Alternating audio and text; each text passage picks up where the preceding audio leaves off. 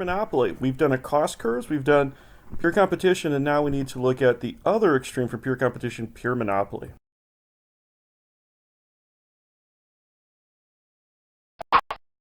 As you would expect, monopoly is the opposite of pure competition. Pure competition has so many firms that no one firm can set its price, it's set in the marketplace. Monopoly is the other extreme. It's on the other end, and it's one seller with very few substitutes. The fewer the substitutes, the stronger the monopoly power. Price maker, some sort of blocked entry, a patent, a licensing, or something like that. And it controls the market. It's going to be a price maker. It'll set the price that it wants. In this chapter, we'll talk about a couple of different types of monopolies. The main ones that you need to know about are pure monopolies, regulated monopolies, a natural monopoly, and a price discriminating monopoly. As we'll go through that, you'll understand how they work. And it's not only to understand monopoly, but it's to understand how monopoly is different than pure competition when it comes to efficiency objectives.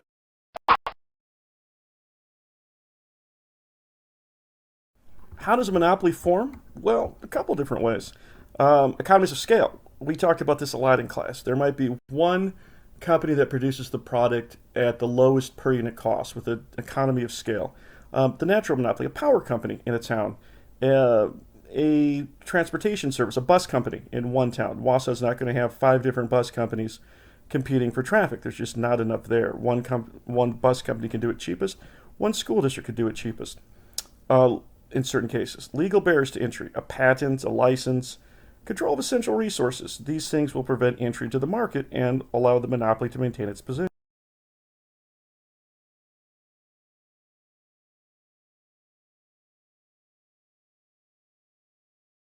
In how to graph it is the natural monopoly case.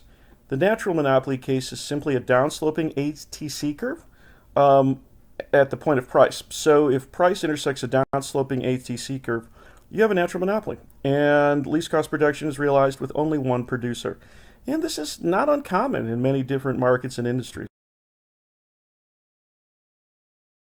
Here's a couple things to know about the monopoly. We're going to assume that first we have a monopoly that's not regulated. It's a monopoly status is secure, maybe through a license or a patent. There's no governmental regulation, and the firm here has to charge the same price for all units sold.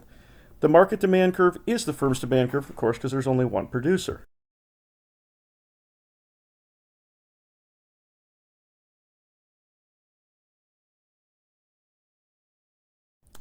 The next few slides get across the idea that when a monopoly lowers its price, it has to lower its price for everyone. So the person who would pay a higher price now pays a lower price for the product because everyone's paying the same price. What will happen with this is that you'll have a marginal revenue curve that's inside the demand curve. What someone would pay for the product, he no longer needs to pay because total revenue's fallen by a decrease in the price for everyone.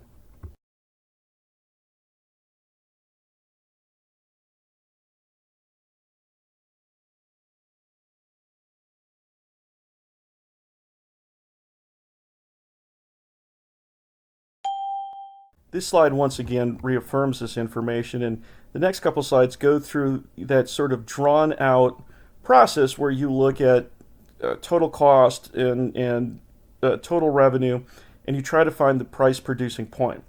We'll kind of go through this quickly because you know what the answer is. It's the same as in pure competition. MR equals MC to maximize my profit even in monopoly.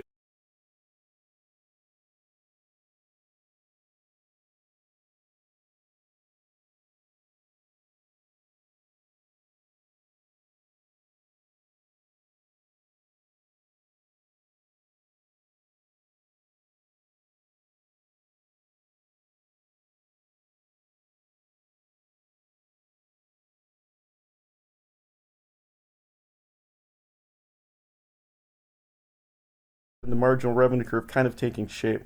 We talked about this a little bit in class.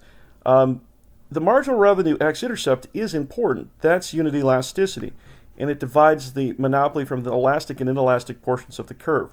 It's not sure where the monopoly is going to price, but you can see revenue maximization at that point. You can see that the demand, once again, is above the marginal revenue curve, and total revenue would be maximized at unit elasticity, just like in any industry, not profitability.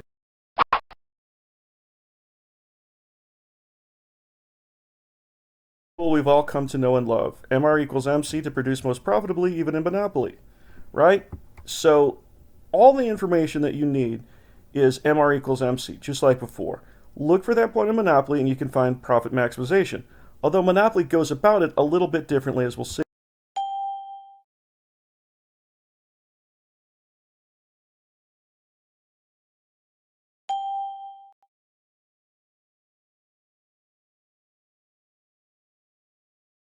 Graph, guys. MR equals MC, up to demand to the price, down to Q to get quantity. So, yeah, MR equals MC is a crucial point, but the monopolist can raise the price up to where the demand curve exists. And then we just find the cost at the ATC and we have our profit for our particular level of production. Remember that in a monopoly, there are barriers to entry. This can be maintained indefinitely until someone stops it somehow. Until a license expires or a patent goes away. Go away it might.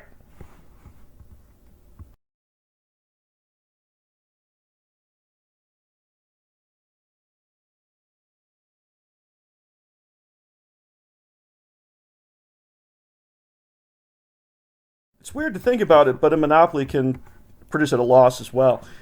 A firm may have a monopoly on a drug that's not very popular, a patent license on something that turns out to be not that cheap to produce relative to demand. So you would have a similar shutdown points and production points like you do in pure competition. This monopoly would produce at a loss because its price exceeds AVC.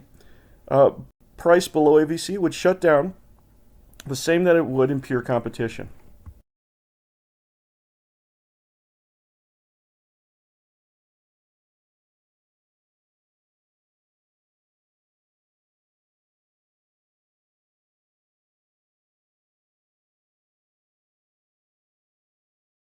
Crucial slide.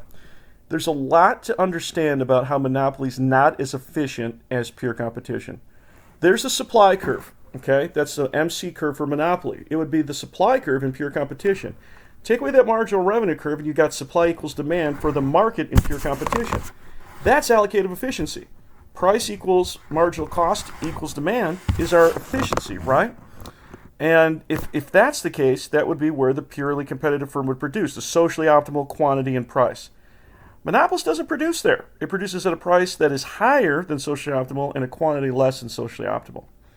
So we don't have allocative efficiency. We also have less consumer and producer surplus. Look at the PC triangle over to S and then up to the y-intercept of demand curve. There's consumer surplus in pure competition. That disappears down to PM, demand curve, y-intercept demand curve, under monopoly.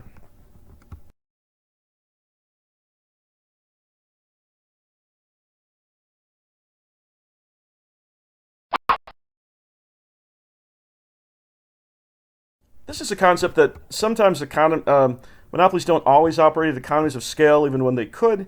For example, a monopoly may spend a lot on advertising, may spend a lot on rent seeking, and it becomes inefficient. You also have the internal inefficiency, exit inefficiency, too many departments, too many managers, leading to higher than necessary operating costs. So even though there may be a natural monopoly, the monopoly might not be operating at that point given some of its internal structure.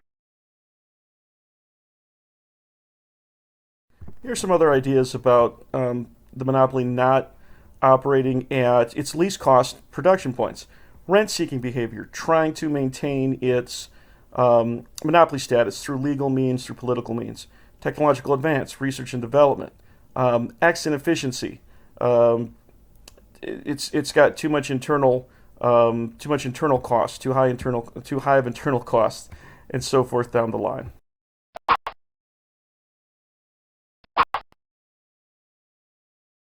This is a big deal.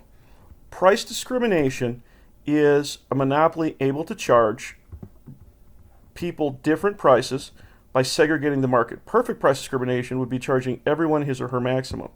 You can take a look at the graph here.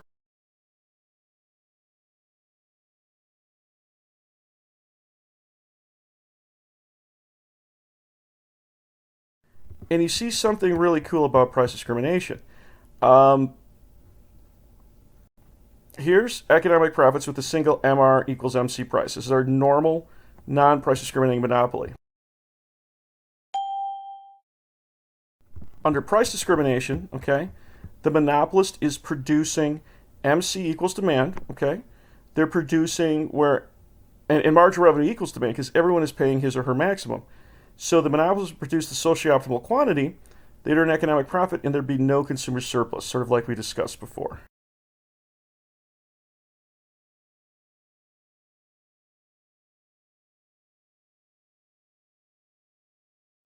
The other idea with a natural monopoly or another monopoly is regulation.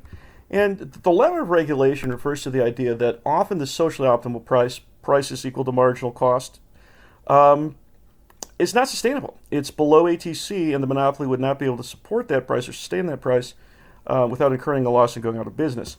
Another option is the fair return price or the normal profit price.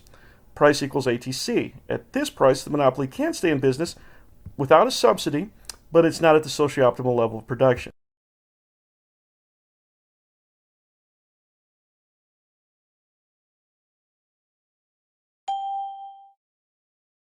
Here's our monopoly price, right? MR equals MC. That's where the monopoly would be without any government intervention.